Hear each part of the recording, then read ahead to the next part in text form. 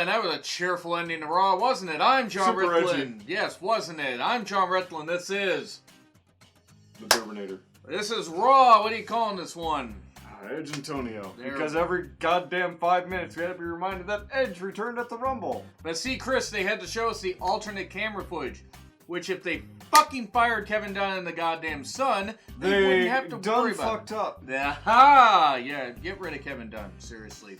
I don't know. Sacrifice him at an altar somewhere. Anyway, you can sacrifice. I'm sure some cult needs a virgin. Yeah, there you go. We get recaps of the Rumble to start off, and then we get Tom Phillips, Byron Saxton, and Jerry Lawler on commentary. So we have 2 people and 1 fucking pedo that doesn't deserve to be there. Look, if Jerry Lawler is not removed from commentary... You got face fucker, pedo, and Byron Saxton? Yeah, I'll take Tom Phillips over Jerry Lawler here, but Jerry Lawler needs to be removed from commentary immediately. Like, the guy's washed up. He's been a has-been for years. Seriously, He's as outdated as JR's thirst. Oh, God, that's pretty bad. So, we get Drew getting a huge pop. The crowd chanting, "You deserve it," and it should have been Drew deserves it, because that would have been... Drew deserve it! So, he doesn't waste time. He soaks it all in, but he challenges Brock Lesnar at WrestleMania. It doesn't waste a whole hell of a lot of time. Good. If they don't have Drew beat Brock in 5 minutes, and I'm dogging destroy him, then you done fucked up. Mm-hmm. Brock needs to not have any more championships after this WrestleMania. Go with some youth. Go with some people can care about. Because Brock being the type of guy to just be around and have fights with like Keith Lee or Alistair or something like that, it's fine. Championships, it's not making the championship mean anything. We're back at the same thing we were at WrestleMania 34. Let's not get ourselves too down. We'll see how this plays out. I'm just saying if they keep giving Brock the championship. Yeah. No, they just need to have Drew beat him. And convincingly.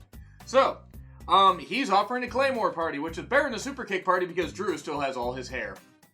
Yeah, trust that. And Claymore's a sword, so you know it's True. immediately much better than a Super kick that never finishes an opponent. No. But we get Gallows and Anderson here in an open challenge. These guys signed for 5 more goddamn years and apparently 750 to 800,000. If it gets him plenty of money and time to spend with his hot Asian wife, I'm sure they're all good with it. I did not know that Luke Gallows had a hot Asian wife. You're talking about Anderson, aren't you? Okay. They got beat. This is a team that signed again for 5 more years at quite a bit of money, and they got frickin' squashed. Mm-hmm. Now look, I'm happy Drew won. I'm not complaining about the competition, but Gallows and Anderson could be tearing it up somewhere else. Maybe they wouldn't be getting the most money, but fucking hell. Why didn't you just put Hawkins and Ryder out there? They aren't faces. Nobody likes them. Or Hawkins and Ryder, which I actually do like them, but nobody respects them. Clearly Creative doesn't. Yeah. But anyway, then we get Bork laying out Drew McIntyre. Okay, cool. He snuck up from behind. Yeah. And F5'd him. Yeah. Which, look, if you're going to build that, that's fine. They seem to be hinting that might be the Mania main event. If they don't make Mania 70,000 goddamn hours. They did say at the Royal Rumble that would be the main event. The Royal Rumble would be the main event, or at the Royal Rumble, yeah. They said that the winner of the men's Royal Rumble would main event WrestleMania. Okay, well, I wasn't paying attention because I was too busy being annoyed by Brock eating through a third of the roster. No, seriously, I actually didn't remember them saying that. But fine, cool, good way to build it. We then get Ray versus MVP. It's like 2009 Raw never left. This was painful. I like MVP. I like Ray. It's like 2010 Raw never left, and they just kept fighting for all that time because, my God, that was so sad to watch. MVP is doing this for his son. He's only here for a little bit of a time. Yeah. That's cool. Maybe he'll do a backstage role thing. Maybe it's just a temporary deal. Ray has got to be done soon. I mean, he really has to be. Yeah. Head down to NXT, have a couple matches, pass the torch over to Dom, let him do his thing in the Performance Center before he moves into NXT. And Walter chops him into oblivion when they have Walter and Walter face off. Mini-me! Maybe it'll help Dominic cut a promo. Anyway, why do I hate Dominic? Fucking idea. You're right. Ray will help Dominic in there, and also Lance Storm is apparently helping him. Because Lance Storm will help with promos. He's great on Twitter. But anyway, we then get WrestleMania 36, which by the way is 69 days away. Nice. I certainly didn't laugh at that. He certainly didn't. I mean, I didn't have to. So, we then get Aleister Black beating up a jobber. Kenneth Johnson, who I believe is in the Cruiserweight Classic, if I recall correctly, is black on black crime and black mask for the win. Yep. That's pretty much it. Aleister finally cuts an adequate promo, except for that catchphrase, which is stupid. Please stop having him. What, are you trying to pick a fight with him? I'm trying to pick a fight with creative.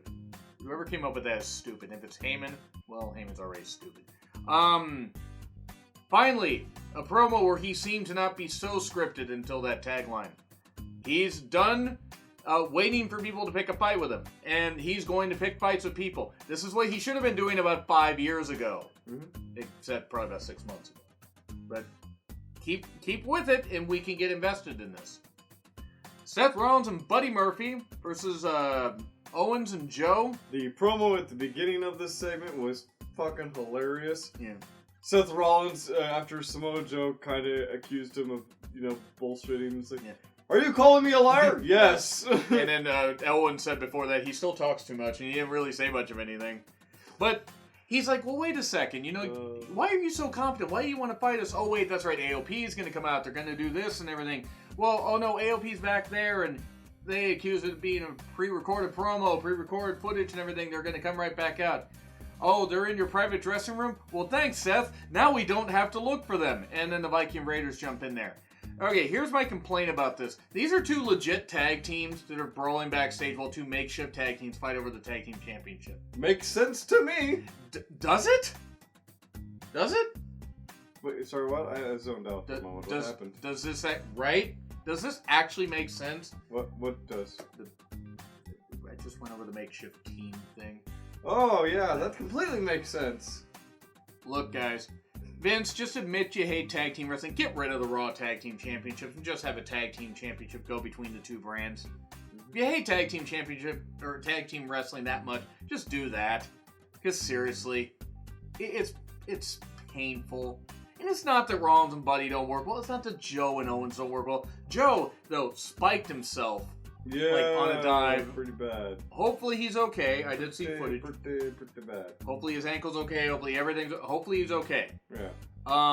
Regardless, it'd be great to have him back on commentary, and then maybe you could put Lawler through the goddamn table. He'd be the biggest baby face in the goddamn world if he did. I just want Lawler off TV for good. Anyway, back on subject. Joe, though, Owens went and did all his stuff. I like how when my phone's running out of battery, its first instinct is to just flash an LED light. So anyway, we did that. We had Owens almost winning. Yeah. And then the dreaded roll-up. 1, 2, 3. Yeah. So, cool. All right.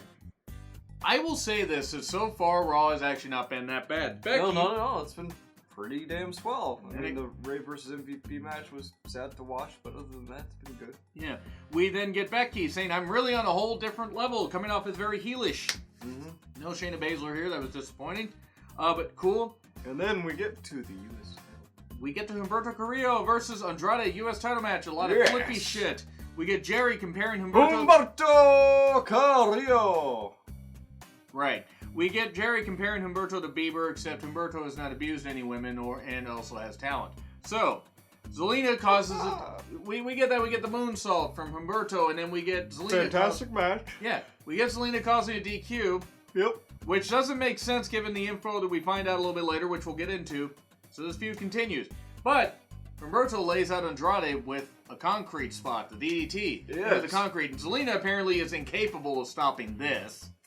And that's when news popped up that Andrade violated the wellness policy, which is not the worst thing a WWE star has violated before. But true. I think they wanted to keep him looking strong in the sense that, sure, he got to get DQ'd and head smashed him, but he didn't lose the championship. And they're probably still wanting to stick behind him. We don't know what the context of the suspension is. It could just be that, he couldn't go to the lab in time, and that was a violation. He couldn't report any findings or any reason why a substance might have been what it was. Yeah. This is stupid to keep the title on him, though. Take the title off of him and have a tournament or something. I'm just saying. Yeah. I don't like this idea that you do this with champions. Like, look, if he fucked up, he fucked up. I don't know what the context of it is, and unless I find out that it was something really stupid that he did, and in that case, that's really fucking stupid, we'll find out. Still should have had a title switch if you're going to do that, though, because I don't know. I agree with what you're saying, but if he's a champion, maybe don't fuck up. We didn't get a Charlotte promo. She still can't do good promos. I am Charlotte Flair. Yes, Charlotte. You dumb idiot. I am Charlotte Flair. And I haven't decided who I'm fighting yet. Yeah. Charlotte Flair. That's how names work. Good job, Charlotte. And that is what I'm going to do. Anyway, Asuka comes out to braid her in Japanese. Which was great. Essentially saying that if she was in the Rumble, she would have won. We get a match. Yep. Which was a good match. Of course it was good. Yep. Because it's Asuka and Charlotte. Just like the last match, it ends with a DQ. Yeah. They need to stop ending. Interesting that Andrade and Charlotte's match ends in a DQ. Well, maybe Charlotte violated the wellness policy. Who the hell knows? I don't. Judging from Andrade's smile, I think things are pretty well there. I think they violate a lot of it. Anyway. Right. Kyrie causes a DQ due to an insane elbow. So, okay, cool. I wasn't expecting... At least Asuka didn't get beat again because Charlotte must always beat Asuka. Yep. That's just how it works. Asuka will never beat Charlotte. But good. Good so far. And then everything came to a fucking screeching halt because we have the Street Profits with Kelly. And why? Why can't you put the Street Profits in the match? Why? Seriously. Please explain this to me. Why do you hate black people, Vince?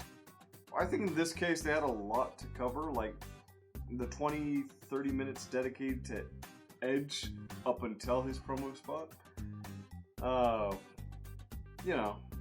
Priorities. Okay, so why have Miss Useless there? Because they paid her for the weekend and she's like, I'm gonna be here till Monday. Okay. That's not the first time she's been that, and you also want to bring back some of those returns, because there are people who look forward to folk like Kelly. But the returns that you get during the Royal Rumble, it's usually a good idea to bring them back for the next day for the people who couldn't see the Rumble or be there for the Rumble. I get it, but you could have put somebody else other than Kelly in this. She wasn't in a match. And she was still taking up TV time. Look, she's super nice. I just never liked her in the ring. And now let's get into something ridiculous. Mojo Rawley and Riddick Moss. I just caught that pun. I didn't get much sleep. I don't know why Riddick Moss is there. Apparently, he's the offensive lineman for Mojo Rawley. Why are they? Did you know that Mojo Rawley used to play football with Gronk? So did I. Well, I don't know if Riddick did, but I know he played football. Just wait for... He played the old football. Look. American hand egg.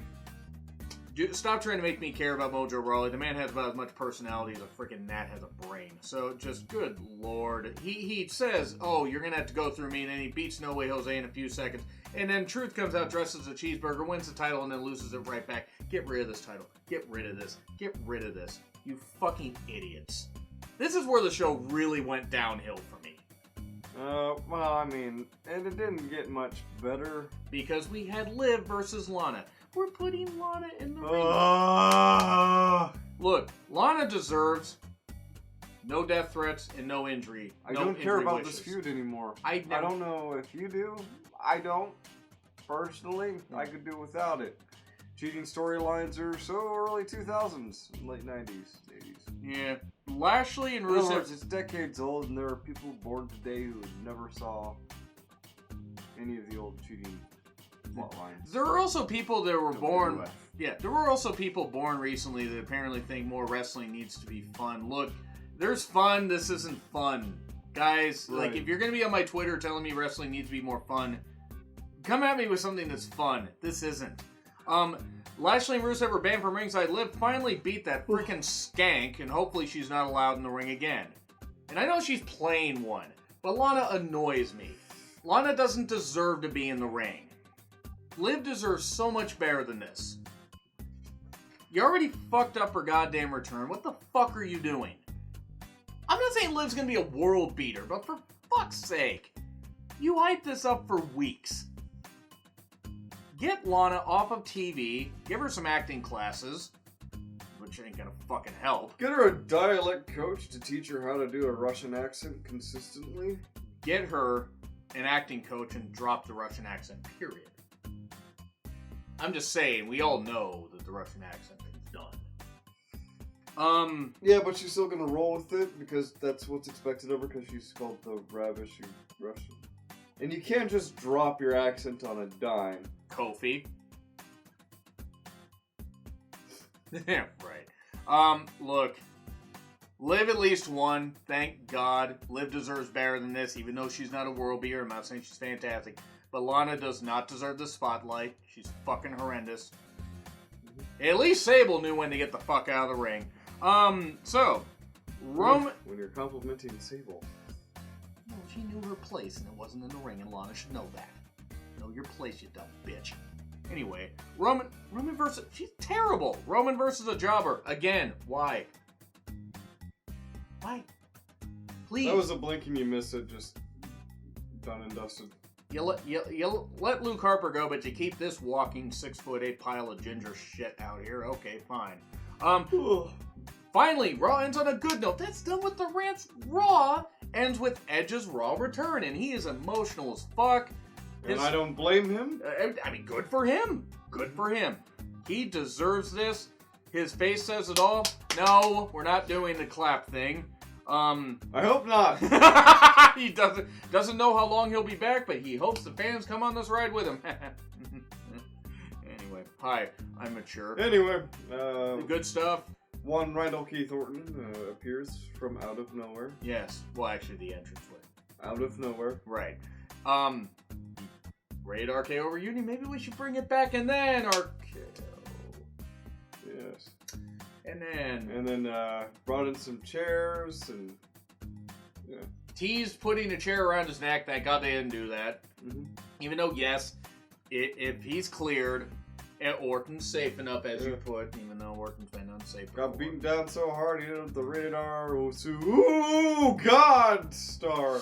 That was pretty scary. They did a concerto, and that's how we end. So I'm guessing this is either the Mania program. This is probably the Mania program. That's my guess. Yeah. Because Edge has a part-time 3-year contract.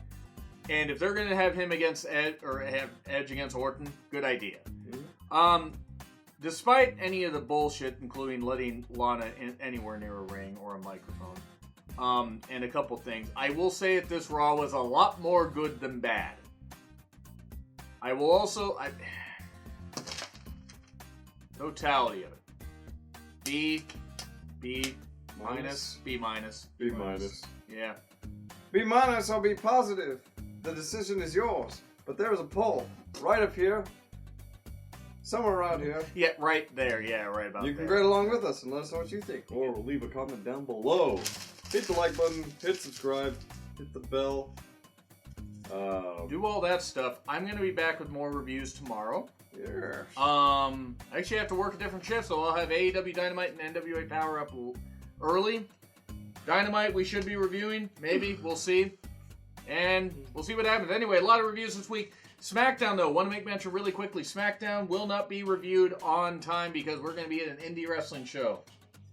Yes. So, yeah, there we go. Revolution will not be televised. It'll be live recorded moments earlier. Yeah. I'll record it and review it. Anyway, I'm John Ritlin. This is... The Durbinator. We will be back Wednesday. Woo!